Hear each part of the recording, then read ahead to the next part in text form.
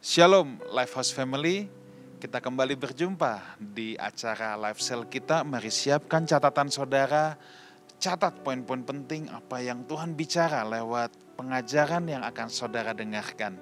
Saya percaya setiap kita pasti akan diberkati. Mari kita bersatu dalam doa.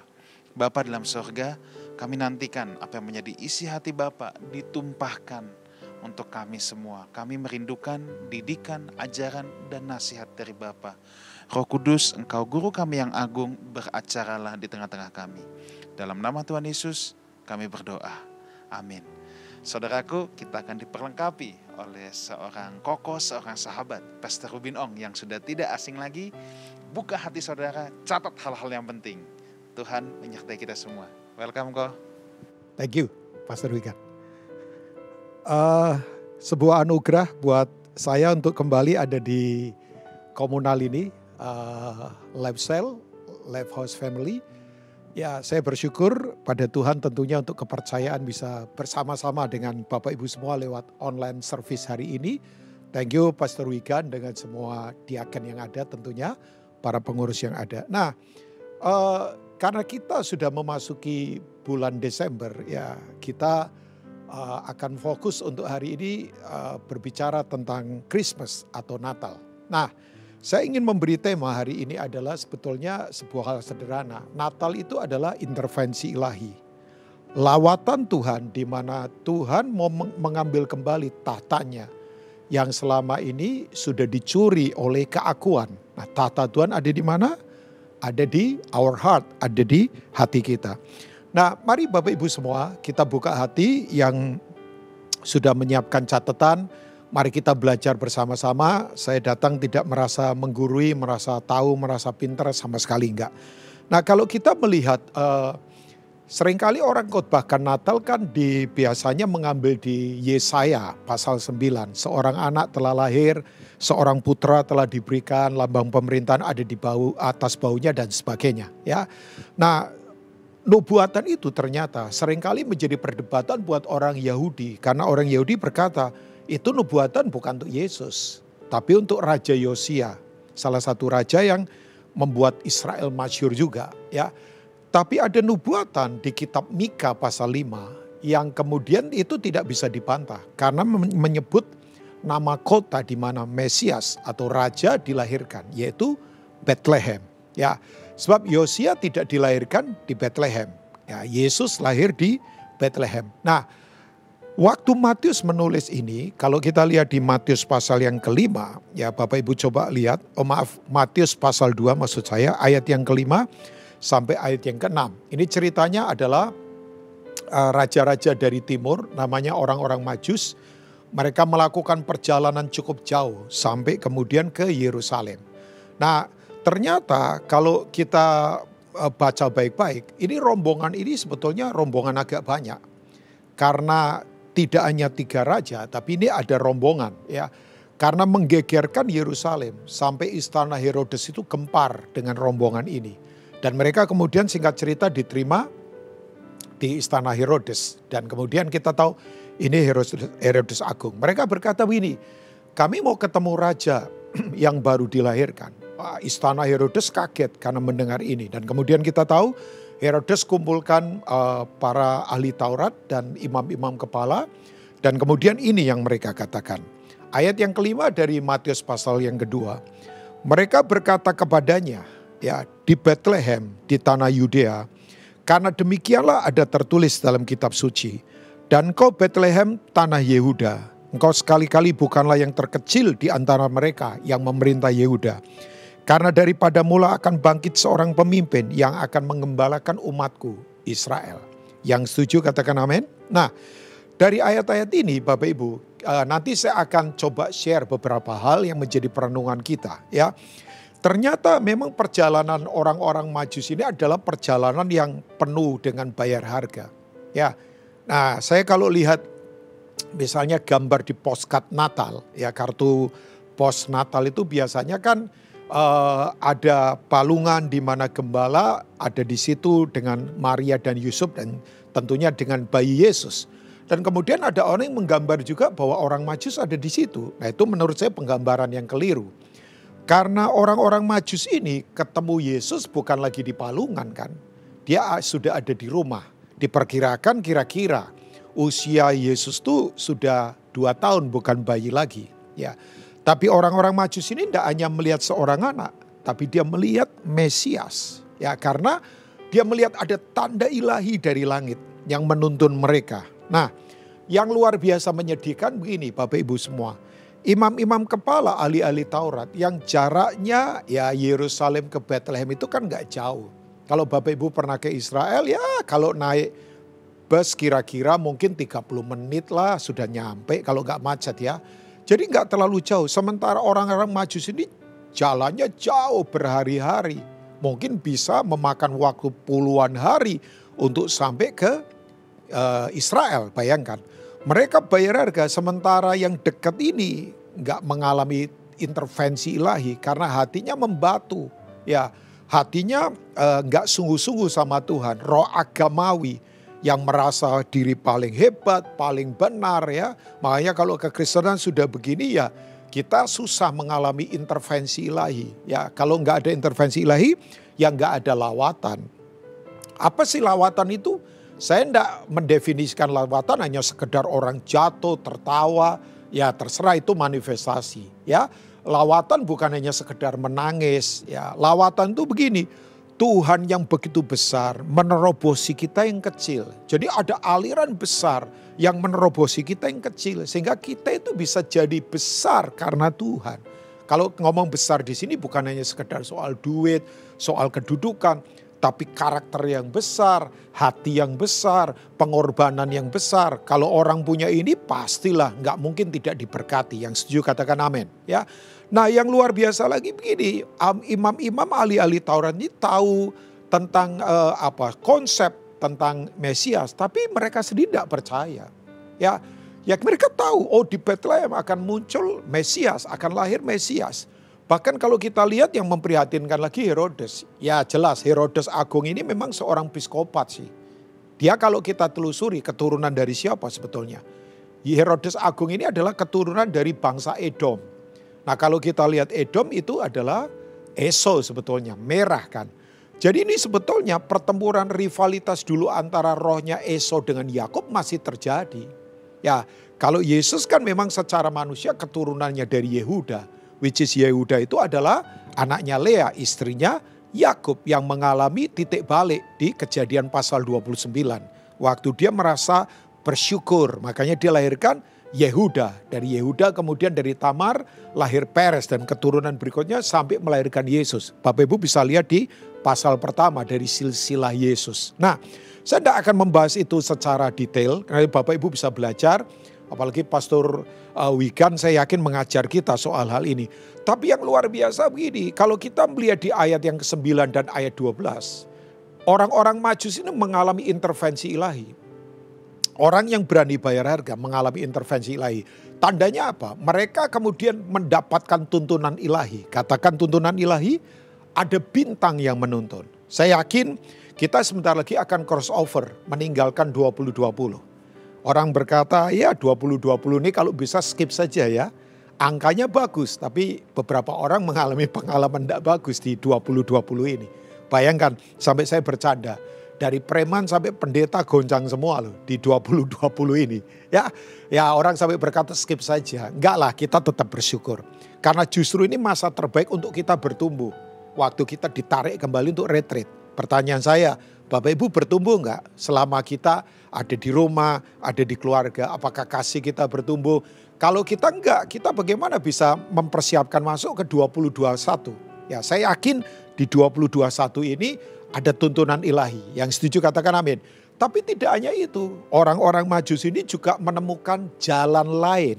Ya, ada another way, ada jalan yang berbeda. Ada kehidupan yang better dalam kehidupan. Ada jalan lain untuk tidak kembali ke pembunuh Herodes. Ya, di sekitar kita ada banyak pembunuh. Pembunuh iman, pembunuh sukacita, pembunuh damai sejahtera. Ya kan, ya Herodes itu kan, Herodes Agung ini psikopat. Istrinya saja dia bunuh. Ya, orang sekitarnya dia bunuh. Takut kehilangan kekuasaannya. Istrinya banyak, bayangkan. Dia itu penuh dengan hawa nafsu. Ya, Tapi kemudian orang Majus ini tidak harus kembali lagi ke pembunuh. Tuhan kasih jalan lain, bayangkan. Ada strategi untuk kita tidak mengalami pembunuhan dalam kehidupan. Ya, kalau saya bilang pembunuhan ini gak hanya fisik, tapi pembunuhan bisnis, pembunuhan pekerjaan kita, karakter kita. Saya percaya jemaat Lifehouse ini akan mengalami jalan lain, ada tuntunan ilahi. Nah, saya ingin share beberapa hal soal prinsip sederhana. Bethlehem yang pertama, ini adalah dusun kecil. Ya, dusun kecil. Tapi ternyata di tempat ini Tuhan yang tidak terbatas. Itu mau jadi terbatas. Untuk begini, Tuhan mau bersama kita untuk melukiskan semua cerita hidupnya bersama kita di bumi ini. Wow. Jadi saya beritahu, Tuhan mau melukiskan sejarah hidupnya di bumi ini bersama kita. Makanya namanya adalah Immanuel, God with us. Ya, jadi begini ternyata. Bethlehem itu kota kecil. Arti Bethlehem Bapak Ibu adalah Beth itu rumah, Lehem itu adalah roti. Tapi arti lain dari Bethlehem juga rumah daging. Artinya apa? Firman yang menjadi daging. Ya, makanya firman kalau tidak menjadi daging berarti kita belum mengalami intervensi ilahi. Masih kayak ahli-ahli Taurat tadi yang tahu konsep tapi tidak mengalami Tuhan. Saya sih nggak mau begitu. Saya mau mengalami Tuhan. Ya, hopefully jemaat atau komunitas Lifehouse ini pun mengalami Tuhan. Gak hanya teori. Tapi yang luar biasa begini Bapak Ibu semua. Nah ini yang dahsyat. Orang suka sepelekan yang kecil. Ya Bethlehem itu kecil. Tapi kita ingat di Bethlehem itu muncul orang-orang hebat. Salah satunya siapa? Rajanya Israel yang hebat. Namanya King of David. Daud, Raja Daud. Raja Daud itu lahir di Bethlehem. Ya, oh iya. Dan kemudian yang luar biasa, dia dikuburkan juga di Bethlehem. Tapi mungkin ada dari Bapak Ibu yang berkata, Pak tapi kita ke Israel, Daud katanya kuburannya di Yerusalem. Nah kita mesti tahu, tahun 1000 dipindahkan oleh orang Yahudi untuk menjadi ikonnya Israel ke Yerusalem. Tapi sebetulnya Daud itu lahir dan mati dikuburkan di Bethlehem. Jadi dari hal yang kecil ini muncul raja-raja yang luar biasa, termasuk Yesus, raja segala raja. Nah orang suka kan seringkali sepelekan yang kecil-kecil. Ya orang sekarang maunya semua yang besar. Bahkan saya prihatin sekarang. Konsep kebangunan rohani pun sekarang ditariknya apa? Yang ekstravaganza, panggung-panggung besar, musik yang hebat. Wah tepuk tangan yang menggema, orang posting di mana-mana. Sampai saya kemudian sekarang berkata begini, wow. Kita ada pada era budaya apa sekarang? Narsisme, budaya apa lagi? Selebriti, budaya apa lagi? Budaya orang maunya puas, tidak mau proses. Kalau ada masalah sedikit, lari, nggak ada komitmen. Kalau tidak menguntungkan dia, ya tinggalkan saja. Bayangkan kita ada di masa seperti itu. Ya, orang maunya mengumbar semua hal, makanya betul. Bayangkan, sekarang medsos itu membuat orang Kristen jadi setengah matang. Proses Tuhan belum selesai sudah diumbar di media. Padahal belum selesai loh prosesnya. Ya, coba kita ada di masa narsisme kan sekarang. Ya kan, orang coba sekarang ya ngepel saja atau nyapu lantai diposting supaya ribuan orang nonton dia. Coba sampai saya berkata, wow memang luar biasa. Zaman saya dulu ya buku harian saya kalau dibaca mama saya saja, saya bisa marah kan. Tapi sekarang orang maunya semua orang tahu. Supaya orang tepuk tangan. Tapi begini, orang lupa yang kecil-kecil. Padahal begini, hal-hal yang sederhana, disiplin kecil. Doa itu harus gak perlu diumbar. Tuhan berkata kamu masuk ke kamar. Ya, bersekutu intim dengan Bapa, biar Bapa yang melihat. Ya kan, orang kadang-kala begini lupa bahwa dari yang kecil orang jadi besar. Tapi setelah besar lupa yang kecil-kecil. Tepati janji, disiplin-disiplin kecil. Ya, misalnya doa, saat teduh, itu penting sekali Bapak Ibu semua ya. Nah, saya ingin memperlihatkan pada kita karena begini, komunal yang kecil itu kekuatan yang luar biasa di mana saling terjadi di situ kan, saling menghargai, saling mengasihi. Makanya saya senang sekali kalau di komunitas ini namanya Lifehouse Family, bayangkan. Ya, kita ada di keluarga oikos, kita ada di family, ya bahasa apa Latinnya ohana, keluarga. Di mana kita bisa nangis bersama, saling menguatkan, saling membangun, saling mendorong maju. Gak ada orang bisa kuat sendirian, percayalah. Kita sekarang ditarik kepada gaya hidup di mana orang maunya jadi apa? Top sendiri, singkirkan yang lain. Kalau tidak menguntungkan, tinggalkan yang lain. Nah, kita kembali lagi Bethlehem. Nah, Bapak Ibu yang luar biasa begini. Kalau Bapak Ibu lihat ayat-ayat ini, Matius pasal pertama, ayat yang ke-23, ya betul ya. Nah, kalau kita lihat waktu malaikat kemudian datang untuk memberitahu Maria, ini malaikat Gabriel, ya. Malaikat Gabriel itu katanya disebut mempar postelnya surga, menteri pos pariwisata telekomunikasinya surga katanya ya. Kalau Mikael itu kepalanya angkatan bersenjatanya surga. Nah, Alkitab berkata begini, sesungguhnya anak darah itu akan mengandung dan akan melahirkan anak laki-laki dan mereka akan menamakan dia Immanuel yang berarti Allah menyertai kita. Lifehouse yang percaya katakan amin. Nah, ditulis dengan kata anak darah, bukan anak perempuan. Sebab kalau anak darah itu berarti perawan. Kalau anak perempuan belum tentu perawan. Nah, maksudnya apa Pak Robin? Maksudnya begini, di Bethlehem itu ada keajaiban luar biasa. Perawan kok melahirkan. Ya, orang-orang gak percaya, itu gak masuk logika. Masa sih tanpa hubungan intim, hubungan seks antara laki-laki dan perempuan, masa perempuan bisa mengandung? Tapi yang terjadi di Bethlehem itu dia terjadi. Ya, makanya ada seorang itu, Bapak Ibu pernah tahu dulu acara talk show terkenal di CNN. Namanya Larry King Show. Ya, itu orang Jewish kan Larry King ini. Ya, saya nggak tahu, dia nggak percaya Tuhan. Dia interview banyak orang top. Ya, dia interview Michael Jackson, dia interview siapa lagi? George Bush, dia interview Michael Gorbachev. Dia interview orang-orang top, ya mungkin saya nggak tahu dia masih hidup atau tidak, masih so tua pasti ya. Satu kali dia diinterview oleh majalah, ditanya begini, Larry, kamu sudah interview semua orang hebat, kalau sebelum mati kamu mau interview siapa? Dia berkata begini, sebelum mati saya pengennya interview satu orang. Ditanya wartawan siapa? Yesus katanya. Ya nggak mungkin lah ya, kalau dia tidak percaya Yesus dia tidak ketemu Yesus. Tapi kemudian dia ditanya sama wartawan, kenapa kamu mau interview Yesus? Dia berkata begini, saya mau tanya, benar gak mamanya itu perawan? Ya, kok kayaknya biasa? Enggak, sebab begini, bahwa keberadaannya Maria yang perawan itu menunjukkan siapa Yesus. Ya, kelahirannya ajaib begitu luar biasa. Makanya dulu ada peneliti dari Ukraina. Itu dia kumpulkan para ahli hukum, ahli antropologi, sosiologi, ahli sejarah. Untuk menyelidiki Palestina waktu itu di zaman Yesus lahir. Ya, tujuannya menyerang kekristenan. Gak mungkinlah perawan melahirkan. Tapi waktu kemudian diobservasi. Ya, dikumpulkan ini para profesor. Mereka berkata begini, ada berlapis-lapis hukum yang terjadi waktu itu di daerah Palestina. Berlapis-lapis hukum.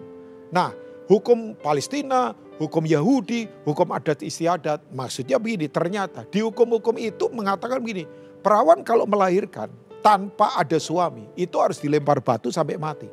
Kalau perlu dilemparkan ke sumur sampai kepalanya pecah. Jadi nggak ada celah untuk kemudian perawan itu bisa lolos dari hukum ini. Tapi kenapa Maria bisa keluar dari semua ini? Kalau kita melihat di ayat Lukas pasal yang Bapak Ibu nanti bisa baca, atau kita coba lihat Lukas pasal pertama ayat yang ke-34 sampai ke-35. Saya kemudian menyadari Yusuf dan Maria saja takut Bapak Ibu. Dia ketakutan sekali karena resikonya mati. Makanya Yusuf mau menceraikan Maria diam-diam. Tapi kemudian malaikat beritahu, jangan takut sebab itu Mesias yang ada di dalam kandungan Maria. Nah, kenapa ini bisa lolos? Ayat yang ke-34 berkata, kata Maria kepada malaikat itu, bagaimana hal itu mungkin terjadi karena aku belum bersuami. Bahasa lainnya begini, aku masih virgin, aku masih perawan. Gak mungkin dong. Makanya begini, ini dia, statusnya atau keberadaannya Maria akan menunjukkan siapa Mesias yang lahir yang kita sembah. Ajaib, ajaib. Lahirnya saja ajaib, begitu menakjubkan. Nah, itu terjadi di kota kecil namanya Bethlehem. Jawab malaikat itu kepadanya. Nah, ini dia. Roh Kudus akan turun ke atasmu dan kuasa Allah yang Maha Tinggi akan menaungi engkau. Sebab itu anak yang akan kau lahirkan, itu akan disebut kudus, anak Allah. Amin. Ternyata kekuatannya adalah karena ada roh Tuhan yang menaungi. Nah, kata ini sebetulnya sama dengan Kejadian pasal pertama ayat yang kedua. Kalau Bapak Ibu lihat penciptaan kan, waktu itu terjadi krisis. Ya, langit dan bumi masih kosong. Tapi Alkitab berkata begini, Roh Allah melayang-layang di atas permukaan air. Kemudian begini, terjadi penciptaan. Bahasa aslinya ditulis kata ini, Weruah Elohim merehepek. Weruah Elohim merehepek. Saya yang terjemahnya bahasa Indonesia, Roh Allah melayang-layang. Itu sebetulnya Tritunggal sedang bergerak. Ada kekuatan yang tidak terkalahkan. Makanya Maria bisa lewatin ini. Karena ada Roh Tuhan yang menaungi hidupnya. Ya, jadi Bapak Ibu, saya ingatkan sekali lagi. Tuhan yang besar mau jadi terbatas. Untuk melukiskan sejarahnya bersama kita. Makanya dia tinggal bersama kita. Yang saya kagum, nah ini statement yang saya ingin berikan buat Bapak Ibu semua. Tuhan jadi manusia itu biasa. Saya ulangi, Tuhan jadi manusia itu biasa. Biasalah, Tuhan mau jadi apa saja terserah. Tapi kalau Tuhan mau, Tuhan jadi manusia itu biasa.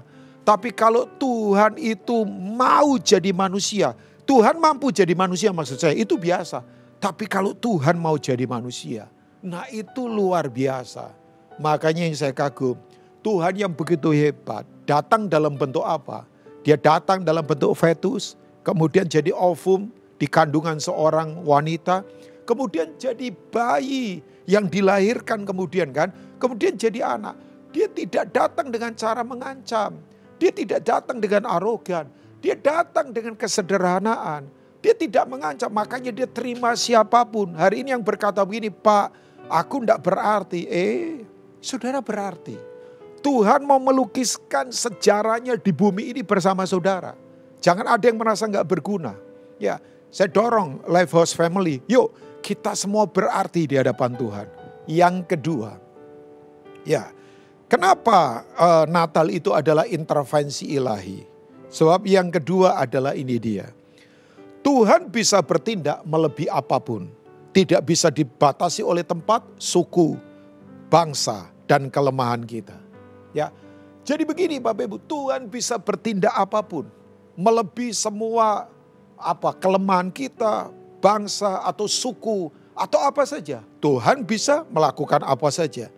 Bayangkan orang-orang Majus ini yang saya sudah katakan, perjalanannya itu berpuluh-puluh hari. Ya, untuk kemudian dari timur ke Yerusalem, ke Bethlehem, ketemu bayi Yesus. Yesus sebetulnya sudah bukan di palungan lagi kan. Dia sudah di rumah, ya diperkirakan usianya sudah 2 tahun yang tadi saya katakan ya. Mari begini, saya sekali lagi akan katakan, yuk jangan batasi bahwa beri akses Tuhan bekerja seluas-luasnya. Ya, sebab ini Tuhan bisa melakukan apapun begitu luar biasa. Yang hebat Matius memberitahu ternyata keselamatan itu tidak hanya untuk orang Yahudi saja. Ya, sebab di peristiwa kelahirannya pun orang-orang dari luar dilawat oleh Tuhan. Ya, kalau kita membaca di kitab Matius ada banyak orang yang mengalami lawatan. Misalnya Matius 15, orang dari Serofenisia, wanita Kanaan yang dilawat Tuhan. Ya, kemudian ada lagi perwira Kapernaum yang kemudian mengalami lawatan Tuhan. Nah, saya ingin fokus Bapak Ibu semua. Kalau kita melihat peristiwa Bethlehem yang tadi saya sudah katakan rumah roti atau rumah daging. Itu kalau kita mundur ke kitab Rut, ada orang yang pernah stres. Yaitu keluarga Elimelek. Ya, Bethlehem waktu itu terjadi krisis. Jadi kalau Bethlehem aja ada krisis itu biasa. Ya, kalau rumah roti saja ada krisis, apalagi toko besi. Ya, apalagi toko pakaian. Yang toko roti saja ada krisis kok, itu biasa saja. Tapi yang luar biasa kalau orang dikalahkan oleh krisis. Jadi Bapak Ibu gak usah takut dengan krisis, itu biasa saja. Sayangnya Elimelek tinggalkan Bethlehem ke Moab, bawa Naomi istrinya dan 2 anaknya. Singkat cerita mereka ada di tanah asing 10 tahun. Tapi yang terjadi bukan peningkatan tapi penurunan. Jauh dari apa yang Tuhan mau, itu selalu membuat orang jadi menurun. Kelihatannya hebat, kelihatannya menjanjikan tempat itu, tapi ternyata gak ada harapan. 10 tahun kemudian ya Elimelek mati, kemudian 2 anaknya pun mati.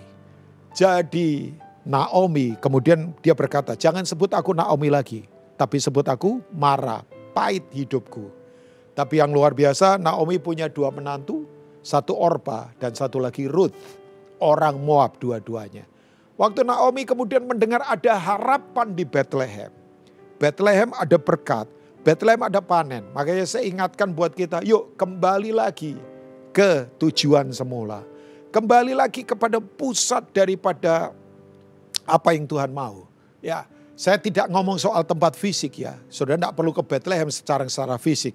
Karena secara otoritas Bethlehem sudah wilayahnya Palestina kan. Tapi begini, kembali lagi kepada apa yang Tuhan mau dalam kehidupan. Ada harapan, ada intervensi ilahi. Bapak Ibu yang luar biasa begini. Kan tadi saya sudah katakan, Natal itu adalah Raja mau mengambil kembali tahtanya untuk bertata. Yang selama ini dicuri oleh musuh, namanya keakuan. Tatanya ada di hati kita. Dia mau melukiskan sejarahnya bersama kita. Bersama kita untuk kemudian kita menyelesaikan kehendaknya. Yang luar biasa, Naomi kemudian pulang ke Bethlehem. Tapi yang hebat begini, Orpa tidak ikut. Ya, walaupun dia menangis. Tapi kemudian ada satu orang Moab, namanya Ruth. Bapak Ibu yang luar biasa. Ruth memang melihat kegagalannya Naomi. Ruth memang melihat keterbatasannya Naomi. Tapi tahu Bapak Ibu, Tuhan bisa bekerja melebihi iman kita. Yang setuju katakan amin. Tuhan bisa bekerja melebihi apa yang kita percayai. Kadang-kala yang kita percayai bisa saja meleset mungkin. Tapi percayalah Tuhan tidak pernah meleset. Karena Ruth itu bisa melihat Tuhannya Naomi. Ya, dia bisa melihat Tuhannya Naomi. Makanya Bapak Ibu, waktu kemudian dia ikut Ruth kemudian ke Bethlehem. Kita tahu singkat cerita. Akhirnya Ruth menikah dengan kerabatnya Naomi. Ya, orang itu menurut saya adalah juru selamat secara manusia ya. Saya bilang ada 3 juru selamat kan. Ya jelas, Yesus itu juru selamat dunia. Jelas itu Yesus adalah Tuhan. Tapi kalau kita lihat Boas itu juru selamat keluarga. Kalau Daud itu juru selamat bangsa. Ini saya pakai istilah saja ya. Bukan kemudian mereka juru selamat secara dalam pengertian Tuhan, bukan. Ya, saya kalau bilang ada 3 sebutan untuk juru selamat. Boas juru selamat keluarga, Daud itu juru selamat bangsa. Kalau Yesus itu juru selamat seluruh manusia, seluruh dunia ini karena dia memang Tuhan. Nah, singkat cerita akhirnya Ruth kemudian ketemu dengan Boas dan kemudian mereka married. Dan kemudian dari mereka lahir Obed. Pertanyaan saya, siapa yang memberi nama Obed? Bukan Boas, bukan Ruth. Tapi yang memberi nama Obed adalah Naomi. Harapannya pulih. Dia menemukan kembali lawatan Tuhan di kota Bethlehem. Rumah roti. Daging yang firman yang menjadi daging, rumah daging. Naomi mengalami lawatan kembali. Makanya kemudian kita tahu Obed dikasih nama oleh Naomi. Dari Obed lahir siapa? Isai. Dari Isai lahir siapa? Raja Daud. Makanya kalau Bapak Ibu baca silsilahnya Yesus. Ternyata di situ ada beberapa orang yang bukan non-Yahudi. Maksudnya bukan Yahudi, non-Yahudi. Misalnya Rahab ya, dari Yeriko. Kemudian siapa lagi? Tamar misalnya dari Kanaan. Istrinya Yehuda. Dan salah satunya adalah Ruth ini. Wow, saya kemudian berkata begini, makanya kita jangan sepelekan hal-hal yang kecil. Bethlehem kecil, ya. Tapi begini, orang akan melihat kehidupan kita. Saya yakin ini waktunya ada lawatan yang terjadi. Makanya saya dalam hidup saya tidak mau bercanda. Saya boleh sederhana. Tapi orang akan melihat hidup saya supaya saya mempermudah mereka bertobat kenal Tuhan. Saya dorong yuk Life House Family, Life House Cell yang ada. Lewat hidup kita, mari permudah untuk orang bertobat kenal Tuhan. Yang mempertobatkan orang bukan kita, tapi Roh Kudus. Tapi lewat hidup kita, tolong permudah orang lain untuk bertobat. Makanya jangan bercanda dengan hidup kita. Di tengah proses, jangan marah, jangan kecewa, jangan tinggalkan Tuhan. Karena begini, di Bethlehem lah Tuhan bertindak. Melebihi suku, bangsa, tempat, persoalan apapun. Karena memang dia Tuhan yang luar biasa. Nah, saya akan selesai dengan yang ketiga. Adalah ini dia. Kenapa Bethlehem penting? Atau kemudian begini, Natal adalah intervensi ilahi. Untuk pertama kalinya di Padang Efrata. Nanti Bapak Ibu baca di Lukas pasal yang kedua. Untuk pertama kalinya. Sorga memutuskan untuk merapat ke bumi. Konheren menjadi satu. Makanya saya sering berkata antara surga dan bumi itu seperti membalik tangan kan buat Tuhan. Karena Tuhan tak terbatas. Nah kalau kita baca Lukas pasal 2, saya tidak punya waktu, nanti Bapak Ibu bisa baca. Itu sejumlah besar bala tentara surga turun ke bumi dan mereka bernyanyi begini. Kemuliaan bagi Allah di tempat yang maha tinggi. Di antara dan damai sejahtera ya di antara semua manusia yang berkenan kepadanya. Itu kata Tuhan sebagai Jehovah Sabaoth muncul di ayat itu. Apa itu artinya? Tuhan bala tentara panglima surga yang tak terkalahkan. Makanya saya katakan ini buat Bapak Ibu, tidak usah takut. Sumber kita tidak terbatas. Support surga tidak akan pernah berhenti. Mari bersiap masuki 2021. Yang tadi saya katakan 2020 ini memang angkanya bagus. Tapi bagi banyak orang gak terlalu bagus. Tapi saya yakin crossover kita di 2021. Kita akan melihat perkara yang luar biasa. Persiapkan diri. Tuhan adalah Jehovah Sabaoth. Dia adalah panglima bala tentara surga yang tak terkalahkan. Sebenarnya kata ini pernah muncul waktu kapan? Waktu Daud kalahkan Goliat. Kita tahu Goliat siapa? Dia adalah senjatanya Filistin. Tapi ini bukan soal perang fisik, tapi ini perang mental. Saudara yang luar biasa, Daud kalahkan Goliat belum jadi raja. Dia gembala yang sederhana. Ya, dia hanya pakai peralatan yang terbatas. Tapi kemudian dia bunuh Goliat dengan cara begini. Kamu datangin aku dengan lembing dan tombak. Tapi aku datang dengan nama Tuhan semesta alam. Dia kemudian begini, lempar Goliat dengan alatnya. Dan kemudian batu menancap di dahinya. Dan kita tahu Goliat dikalahkan. Ada banyak Goliat di sekitar kita, tapi enggak usah takut. Jehovah Sabaoth, panglima bala tentara surga, itu menyatakan dirinya, intervensi ilahi terjadi. Saya berdoa sungguh-sungguh, Life House Family, Life House Cell ini, kita yuk, Natal ini adalah lawatan Tuhan, di mana Dia akan kembali bertata di dalam hidup kita. Tuhan memberkati Bapak Ibu semua. I want pray for you all. Saya ingin berdoa. Mari buka hati bersama. Hamba berdoa Tuhan, biar di suasana Christmas di Desember ini kami bersyukur Tuhan memimpin kami sejak sekian bulan kami ada di masa di mana kami banyak di rumah. Tuhan tidak pernah tinggalkan kami. Lawatan-Mu terus kami perlukan Tuhan. Kami tidak mau hidup tanpa lawatan Tuhan. Hari ini yang sedang kesepian, Tuhan kuatkan kami. Hari ini yang sedang mundur, tarik kami kembali. Kami percaya ada intervensi surgawi yang tak pernah tinggalkan hidup kami. Berkati umat-Mu, berkati setiap kami untuk kami jadi berkat. Mari Bapak Ibu dimanapun Bapak Ibu berada, angkat kedua tangan. Sekarang terimalah berkat yang datangnya dari Bapa di surga.